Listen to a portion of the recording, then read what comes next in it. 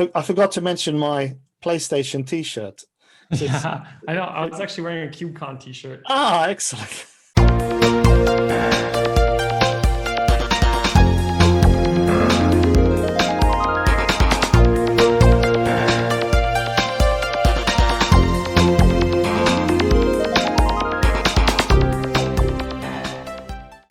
Hello and welcome to the Cloud Therapist vlog. I'm Richard Simon.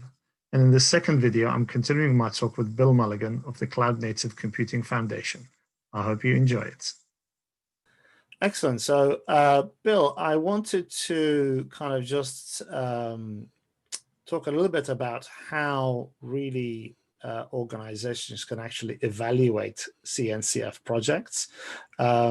So what if you're kind of an enterprise and you want to, like I said earlier, about looking at evaluating some of these projects, looking at some of these software solutions, the software stacks, and maybe kind of having that as part of your planning for your your design and architecture in the cloud. Where can they actually go and start?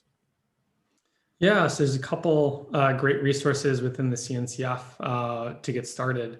I think the biggest one that I'm actually kind of like most excited about in the CNCF is actually the end user community.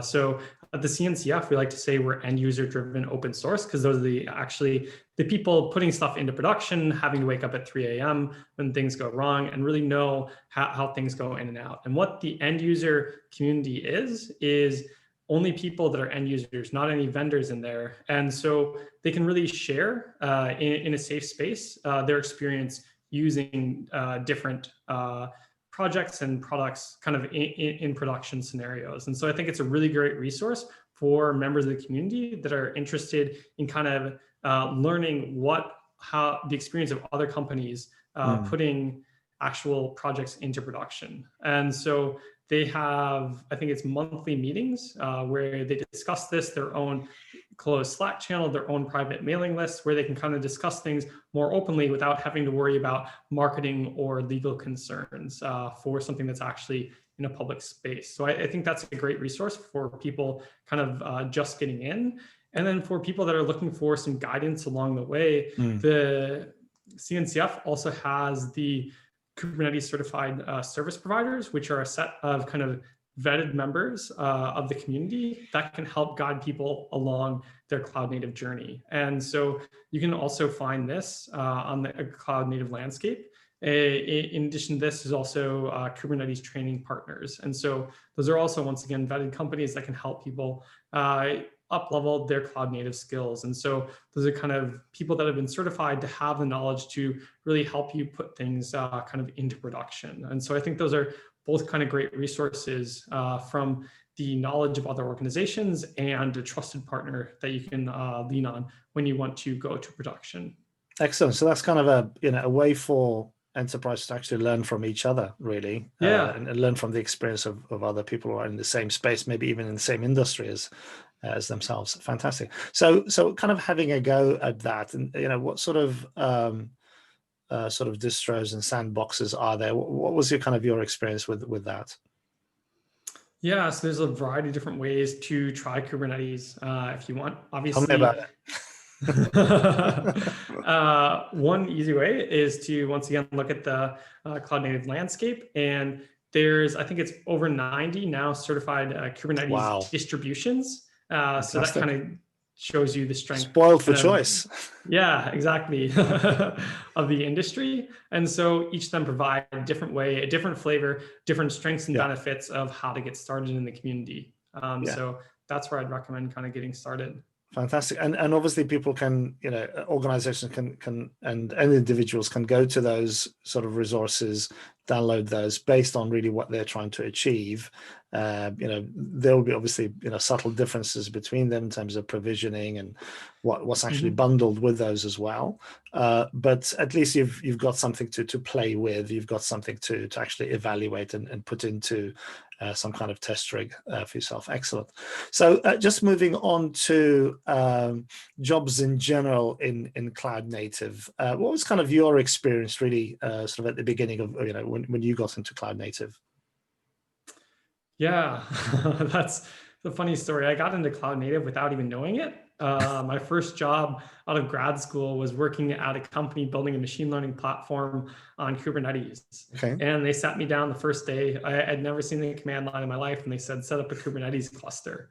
So you could think of it maybe a bit rough introduction, but luckily the ecosystem has matured a lot from there, and there's a lot of resources to go and like look for jobs in it. Right. One of them being the CNCF job board, and a lot of companies post their opportunities there, and it's a good place to, when you're starting your search, to look for companies that are part of the ecosystem and want to contribute back and being a part of that community. Certainly. And obviously there are different types of roles that you can do, everything from sort of developer to SRE to solution architect, and, you know, and what's the other one? CRE, is it? It's customer reliability engineer, I think is the I've read about. I see. I'm up to date. I'm up to date. Excellent. Yeah. So those are all kind of different types of jobs that you can do, and obviously learning that is kind of different from the certification we were talking about earlier. So this is kind of really more the basics of getting into what cloud native is, and sort of, you know, getting a feel around some of the projects and sort of capabilities, and people can play with those sorts of things, and maybe bring some of those ideas into their business environment as well. So it's kind of more on the, you know, individual side, not the certifying for, you know, a particular profession or you being part of a particular organization. Okay, now just moving on to the telco space. You said to me that there were some new initiatives in that space. A particular project called Multis, I think, was also is also part of the ecosystem that you guys have. So give me a little bit more detail about sort of the telco space and your, you know, the CNCF focus on that, and Multis itself. Yeah, absolutely. So the telco space is super interesting because it is really what connects us all to each other. And I think the importance of that industry has only become more apparent with COVID-19. And so how do we make sure we have this phone call right now at the basic level? How can we remote? How can we connect and call with each other? And as we're transitioning towards 5G, it represents kind of like a new investment cycle for all the telcos once again. And kind of the push here is to go in a cloud native fashion and running some of those on Kubernetes. And so I think one of the really interesting things right now is the telcos actually are running Kubernetes in production right now.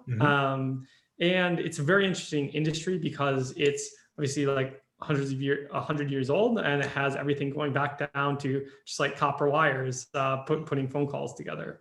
And keeping compatibility with all that, and the mindset too, when you have cloud native, is kind of an interesting mix. And so at the CNCF, we're launching a new initiative called the Cloud Native Network Function Conformance Working Group that allows people to understand if the software that they're running in telco ecosystems is actually running in a cloud native fashion, because it's quite a change from the way they're used to working with actual like physical boxes that you're going out there with. The whole like cloud native mindset where everything is changing very rapidly is a little bit different than the way that they're used to working. And so what we're trying to help the industry better understand is kind of the cloud native principles and the best practices if they really want to work and function in a cloud native way.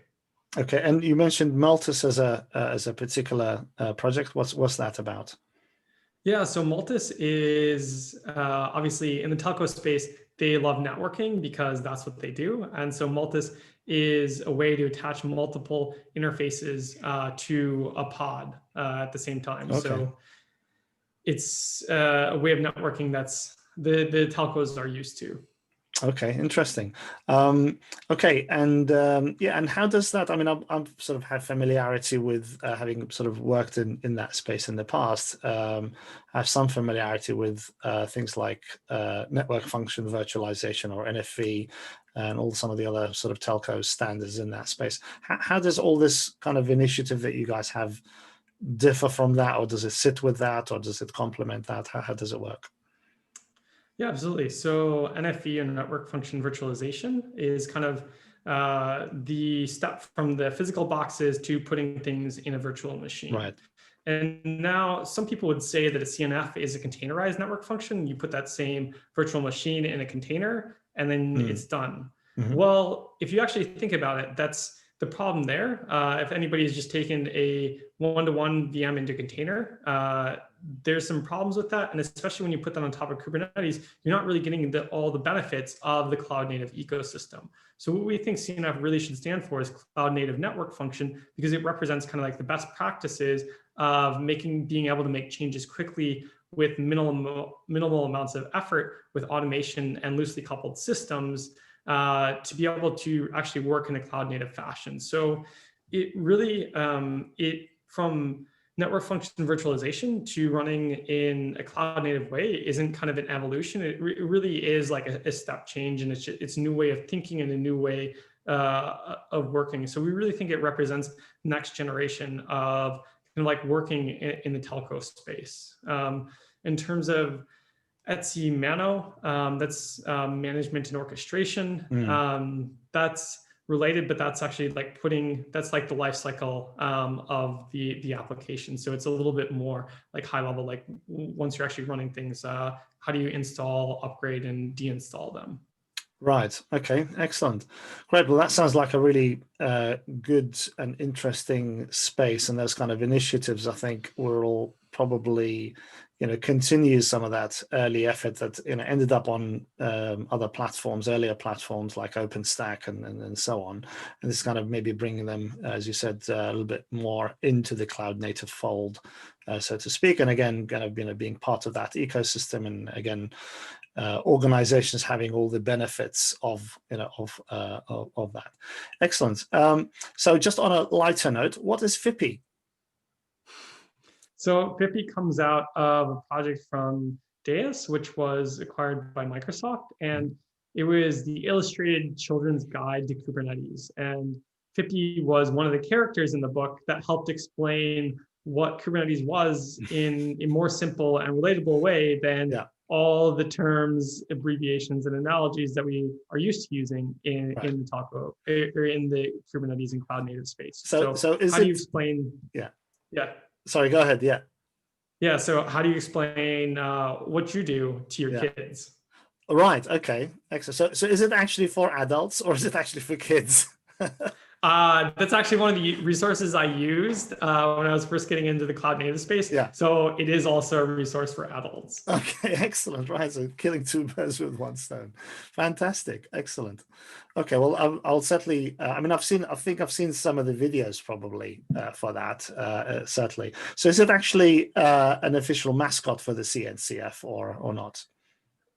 I'm pretty sure it is actually part of. I'm putting you on the spot here now, Bill. This is going to go down in like history. And Bill made it official.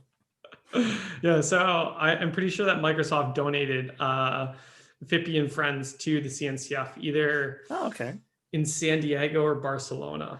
Okay, excellent. So it is part of the CNCF. Right, cool.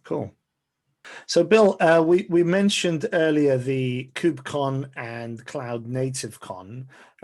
So the next event, the North American event, is happening next week, the 17th to the 21st. Is that correct? Yeah, that's correct. Excellent. So how often does the Kubecon and Cloud Native Con events actually happen? Yeah, so Kubecon happens.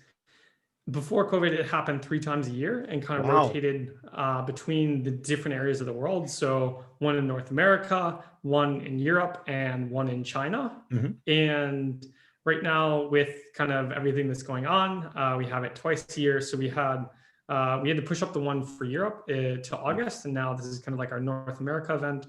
And then next spring in May, we'll have the European event, and then once again in the fall, we'll have the North American event.